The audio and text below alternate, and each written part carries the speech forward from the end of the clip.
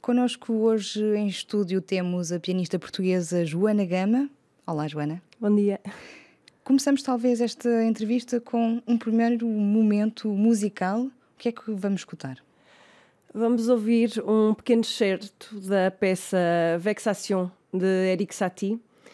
E talvez eu toque primeiro e depois falamos a seguir sobre isto. Combinado. Vamos ouvir um excerto, como dizia Joana Gama, de Vexation, uma composição de Erik Satie, composta em 1893. Um excerto, sim, porque o compositor escreveu na partitura uma nota para este excerto, esta peça, se tocar 840 vezes.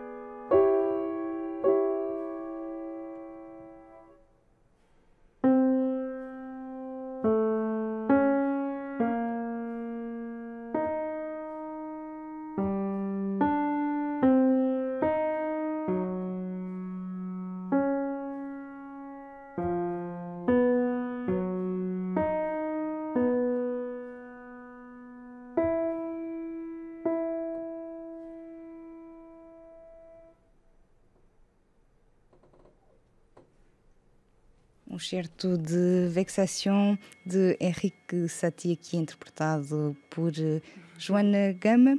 Joana, ouvimos este excerto. Esta é uma peça quase interminável. É verdade. E eu devo confessar que já não a tocava desde o dia 14 de janeiro de 2018, que foi um dia em que estive 14 horas a tocar este excerto. Isto é uma peça enigmática, porque Erik Satie nunca falou dela em vida. Apenas quando ele morreu é que descobriram o manuscrito da peça. E não se sabe se, de facto, até a peça seria mesmo para ser tocada ou se era quase um exercício metafísico de Erik Satie, desta ideia de pensar em ficar a tocar durante várias horas o mesmo excerto musical. E que a própria escrita é tão intrincada que eu estive 14 horas a tocar a peça e não a consigo tocar de memória. Portanto, em geral toco de memória nos concertos, mas neste caso trouxe a partitura que é precisa. Uma partida de Erik Satie, talvez. Sim, ele tinha bastante humor. E esta peça que foi tocada pela primeira vez em 1963 por um coletivo de pianistas, um concerto organizado por John Cage, ele que dizia no dia a seguir esta proeza, poderemos chamá-lo assim, de tocar 18 horas sem parar, que o mundo à volta e ele próprio se tinha transformado com estas vexações. Aconteceu contigo? Sim, foi uma experiência marcante. Eu toquei a peça durante 15 horas em 2016 e depois 14 em 2018 e foi uma experiência marcante, não só pelo que se passou comigo, mas pelo que se passou à volta e pela quantidade de gente que assistiu à performance, não só ao vivo, mas também através de streaming.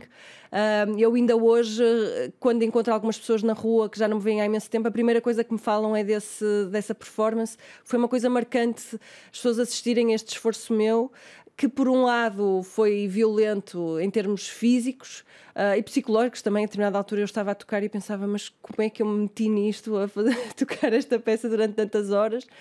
Envolveu algum sofrimento físico também, porque a determinada altura estava cheia de dores, porque passei 14 horas sem me levantar, sem parar de tocar. Mas a memória que eu tenho daquele dia é de uma memória muito feliz, de partilha desta música com as pessoas, com o público. Portanto, eu mudei no sentido em que mergulhei fundo numa peça e ao mesmo tempo, para mim, aquele dia foi um dia muito simples, porque nós no nosso dia-a-dia temos que tomar imensas decisões, estamos no presente, estamos no passado, estamos no futuro, e naquele dia, quando eu me sentei às 10 da manhã ao piano na Fundação Gulbenkian em Lisboa, eu sabia que o meu dia seria passado a tocar aquela peça. Um ponto interessante e que falavas agora há instantes, que é o que é que se pensa durante 14 horas enquanto se toca esta peça repetida até ser fisicamente possível fazê-lo, não é? Sim, pensa-se em tudo. Desde pensamentos mais profundos a pensamentos mais práticos. Pensa-se em tudo, porque a peça é lenta, portanto há ali também uma repetição, mas que não se pode também descurar a atenção para não se cometer erros e há uma questão também que é, eu imprimi as 840 páginas das Vexation e ia passando as páginas de um lado para o outro, portanto no final havia um monte de páginas que eu toquei e um monte de páginas que eu não toquei, porque 840 vezes dá cerca de 28 horas tocando à velocidade que eu toco. Portanto, não toquei a peça toda em nenhuma das situações, mas a ideia era partilhar a peça com o público durante muito tempo e eu próprio ter essa experiência de mergulhar na obra durante muito tempo. Mas é uma experiência muito forte, quase de um mantra, e a determinada altura há uma amiga que esteve a assistir e que no final me disse que quando eu parei de tocar ela sentiu um enorme vazio, porque de repente aquilo era a banda sonora daquele dia. Havia essa continuidade. E sim, foi uma experiência marcante, sem dúvida. O vazio e o silêncio, que vamos voltar a falar mais à frente nesta entrevista do compositor catalão Frederico Mompou. Satie, que continua a percorrer Portugal com o projeto O Sr. Satie, apresentado em teatros municipais e apresentado, acima de tudo, a crianças. Sim. Portanto, em 2016 eu vim cá falar sobre a turnê Satie 150, que assinalava os 150 anos do nascimento de Erik Satie em Portugal, mas que foi uma celebração que acabou por se estender a outros países. Quando lancei o disco desse concerto que estive a fazer em 2016, portanto no final de 2017, lancei o disco Satie 150 e comecei a fazer um novo recital com música de Satie intercalada com música de outros compositores, nomeadamente John Cage, Vítor Rua, Marco Franco, o próprio Federico Mompou. Paralelamente a esse recital formal, fiz um concerto para crianças, um concerto comentado para crianças chamado Eu Gosto Muito do Sr. Satie, que é um concerto pedagógico em que eu toco algumas peças de Satie, mas conto imensas histórias sobre a sua personalidade muito caricata e que tem muitos pontos de interesse, especialmente para crianças, porque tem muitos pormenores engraçados, e mostro uns desenhos também que estão relacionados com as músicas. E é um concerto que eu adoro fazer, porque esta possibilidade de partilha com os mais novos agrada-me mesmo muito, e é um concerto que eu tenho gostado de fazer e que vou continuar a fazer e que vou fazer em breve em francês, na perspectiva de o trazer cá mais à frente em francês, porque sempre pensei que faria sentido apresentar o espetáculo na língua do Sr. Erik Satie. Então as crianças têm muita criatividade, têm muita imaginação e imagino que haja perguntas deliciosas. Sim, é muito engraçado e eles ficam muito... Depois perguntam-me como é que eu consigo decorar a música, como é que eu toco tão rápido. Aconteceu agora a semana passada, eu conto-lhes que o Erik Satie andava muito a pé, que andava cerca de 2 horas para cada lado, desde o sítio onde morava até ao sítio onde trabalhava. E há um menino que, passado já 40 minutos, portanto eu falo disso no início do concerto e quase no final, ele pergunta-me assim com um ar muito preocupado, então e se ele não souber o caminho para casa? Ele ficou a pensar naquilo e pronto, no final lá teve coragem de falar, mas é muito engraçado, pois eles relacionam-se de maneiras diferentes com as músicas, uns gostam mais de umas, outros gostam mais de outras, e têm essa curiosidade de perceber o porquê da música. Eu gosto mesmo muito de fazer isto. Joana, passamos de Satie a Montpou. Estás cá em Paris para apresentar este sábado um recital, Música Caiada, de Frederico Montpou, um ciclo de 28 miniaturas para piano deste compositor catalão pouco conhecido. Sim. Federico Montpou foi contemporâneo de Erik Satie, aqui em Paris. Portanto, ele veio para cá estudar com 14 anos, mas acabou por voltar para a sua cidade natal, que é Barcelona. Teve uma vida muito longa, morreu em 1987, e é um compositor muito peculiar e que me atraiu pela sua... Enfim, Federico Montpou é o antítese dos dias de hoje, que é tudo muito excessivo, e na música é preciso tocar rápido e mostrar que se é muito virtuoso, e ele é completamente o oposto. E este ciclo Música Caiada é um ciclo de 28 miniaturas em que há uma depuração total do som, e é uma concentração no que é realmente essencial, e são peças muito simples, muito curtinhas, porque ele gostava de facto dessa ideia de música que é quase silêncio, que é a música do silêncio. Ele até disse isto numa entrevista interessante. Ele dizia que devia ser chamado de descompositor, porque a ideia dele era tirar as notas que estavam a mais e deixar só as notas que eram realmente importantes. Vamos ouvir? Então, vamos ouvir a primeira peça do ciclo Música Caiada, que se chama Angélico. Um ciclo de música caiada que Joana Gama apresenta este sábado aqui em Paris, na Casa de Portugal, na cidade universitária.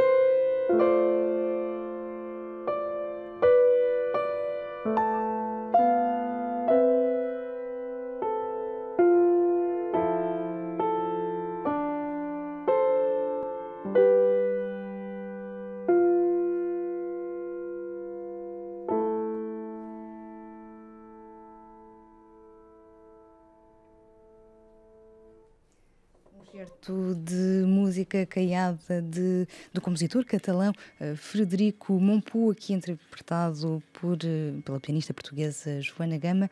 Joana, como é que se pode classificar a música de Frederico Montpou? Ele que, como dizias, contemporâneo de Satie, ele é uma espécie de Debussy catalão, um Erik Satie intelectual? Ele bebeu muita inspiração das harmonias daquela época de Debussy e Ravel, das experiências que eles estavam a fazer com música tonal, e dessa cariz impressionista que existia na música deles. O que é interessante em Federico Mompou é que ele tinha uma sensibilidade romântica.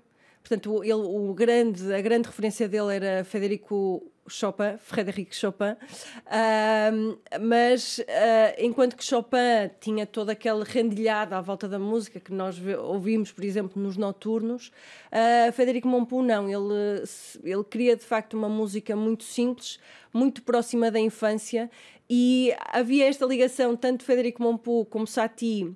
Há qualquer coisa de infantil neles, dessa simplicidade infantil, só que enquanto Satie olha para esse lado de uma forma quase irónica, um brincalhão irónico e gozão, o Mompou fixa-se na questão mais da ingenuidade. E a sua música é simples e depois às vezes tem música que parecem quase jogos de esconde-esconde, mas tudo nesse lado simples das crianças. Há qualquer coisa muito tradicional de infantil, sim, e vai buscar por momentos folclore catalão, pelo menos músicas mais tradicionais, mas ao mesmo tempo pinta isto tudo numa paisagem que não se conhece muito bem e parece quase uma espécie de impressionista da música. Sim, era música muito simples, mas muito sofisticada. Ou seja, ele pensava muito naquilo que ia compor, tanto é que a sua esposa, Carmen Bravo, era pianista e era professora de piano. Portanto, ela saía de manhã de casa para ir dar aulas e ele ficava em casa a compor. E às vezes acontecia dele ficar uma manhã a pensar em 3 notas que soavam bem juntas. Portanto, ele dava-se esse tempo de mergulhar, de facto, na música e não era daqueles compositores que compunha muito.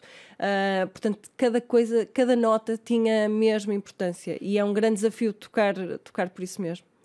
Dá tempo também ao ouvinte e quem está a ouvi-lo para pensar nessa linha de construção que ele próprio levava e prezava, que era ter tempo para pensar em 3 notas, e o ouvinte tem esse tempo também, é-lhe oferecido de certa forma. E é preciso querer também, porque é música que se calhar não é boa para toda a gente.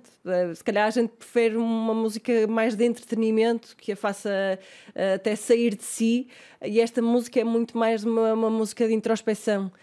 Tanto é que eu, quando estou a tocar a peça, é uma questão de partilha, mas é uma música muito mais interior. E enquanto que em alguns compositores nós temos que tocar forte e rápido, há uma questão de abertura, como é, por exemplo, o Liszt, que é um compositor grande e que puxa por esta abertura. No caso de Mompou é uma questão de recolhimento e parece que nós temos que tocar cada vez mais piano, mais baixinho, para que as pessoas então ouçam melhor. Como é que se dá este salto entre o Satie e agora Frederico Mompou? Bom, eu tenho vários interesses, assim, o Erik Satie é o mais visível e foi assim uma paixão que foi em ainda proporções desmedidas. Há uns anos atrás nunca me passaria pela cabeça que estivesse assim tão envolvida com a música de Erik Satie, mas há vários compositores cuja música eu muito aprecio e que vou descobrindo aos poucos e que muitas vezes é por coincidências, ou alguém me mostra uma peça e eu vou procurando, porque eu tenho muito este interesse em ir sabendo mais sobre os compositores, e mesmo o interesse em Erik Satie surgiu porque em 2010 eu fiz um concerto no CCB com música de Satie e a partir daí investiguei, porque para escolher as músicas tento perceber porque é que o compositor as compôs e fazer com que faça sentido no programa.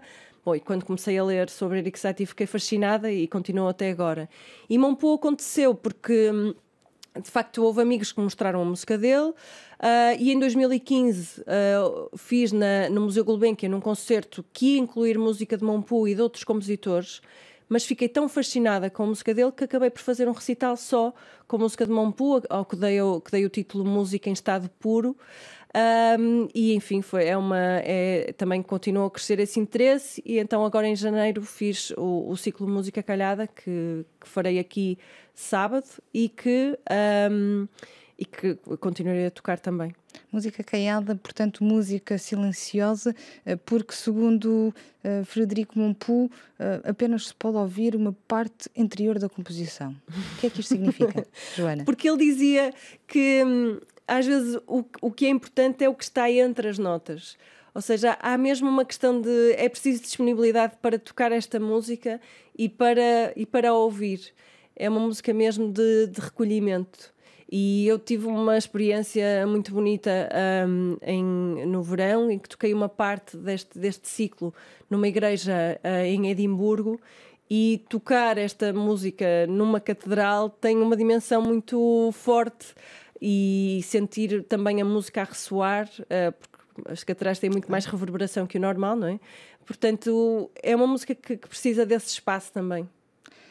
Joana, estás em cena com vários espetáculos, um deles noturno. Já falámos de Eu Gosto Muito do Sr. Satie, agora em cena também com este compositor catalão, Frederico Mompou. Vamos ouvir talvez Canção de Embalar, que é uma composição de João Godinho. Sim. O João Godinho fez a banda sonora original para a peça Noturno, uma cocriação minha e do Vítor Hugo Pontes, que é uma peça para crianças. E na altura a música era música de cena, portanto uma música para o espetáculo, mas quando o espetáculo estreou em março de 2017 no São Luís, houve várias pessoas que nos disseram que gostariam de ouvir a música fora do contexto do espetáculo. E então não era a nossa ideia, mas acabamos por concorrer a um apoio da DG Artes e conseguimos editar o disco e as partituras da música. Fizemos uma edição, eu sou suspeita, mas já acho que ficou muito bonita porque tem fotografias do espetáculo, portanto há toda essa dimensão extra associada à música. E uma das partes do projeto é irmos a escolas, a conservatórios, a escolas de música, apresentar o disco e as partituras para, no fundo, renovar também o repertório que é tocado nas escolas. Uma peça que também vamos escutar aqui agora. Nos estúdios da RFI. Vamos escutar Noturno, de Joana Gama, uma peça que integra o espetáculo noturno, e aliás a composição que vamos escutar é sim Canção de Embalar.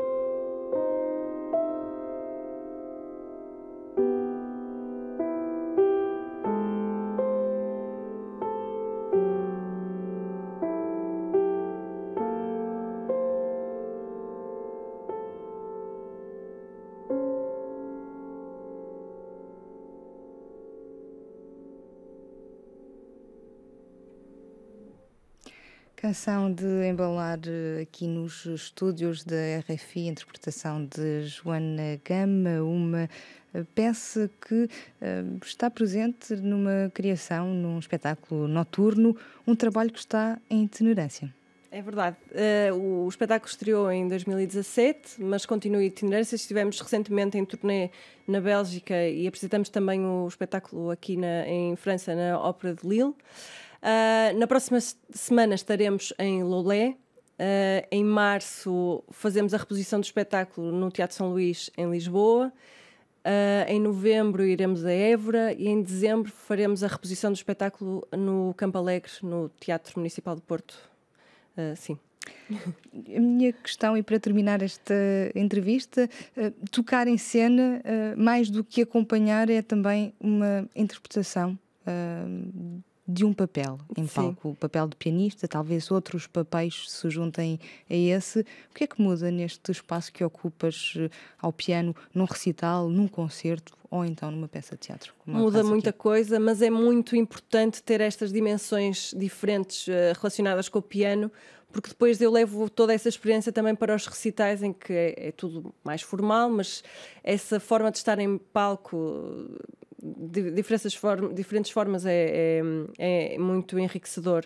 E no caso do noturno é um caso muito particular, porque eu costumo brincar a dizer, quando eu toco estas peças assim sentada, é muito bom, porque no noturno eu não tenho banco. Eu toco de pé, toco sentada no chão, toco às cavalitas de um bailarino num piano mais pequenino, que é o chamado toy piano.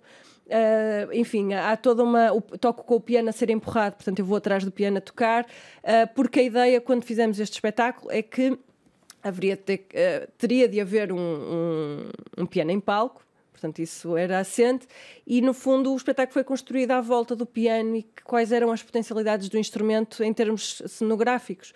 E quais é que são essas capacidades? É isso, do piano ser... Ele tem umas rodas que fazem com que ele seja movido, há uma tenda que é montada a partir do piano, portanto o piano até inicialmente está escondido, e a peça chama-se Noturno, porque é sobre a noite, mas sobre o lado mais sombrio da noite, porque a tendência às vezes é, quando se fala da noite para crianças, é aquela, pronto, a noite, a parte dos sonhos, podemos ser tudo o que quisermos, mas há aquela parte mais escura dos pesadelos, do medo do escuro, dos fantasmas, e então, quando fizemos a criação em 2017, fomos a 4 escolas no Porto a falar com miúdos, que nós chamávamos os especialistas, e íamos, nós temos aqui um problema, temos que fazer uma peça e vocês são os especialistas, têm que nos ajudar. Ou gostávamos que nos ajudassem. E perguntávamos quais eram os seus receios, e depois eles fizeram desenhos, fizeram textos, e com base nisso, e na nossa investigação, claro, que usamos o Calvin and Hobbes, por exemplo, que o Calvin tem muito medo do escuro, imagina os monstros debaixo da cama, tudo isso.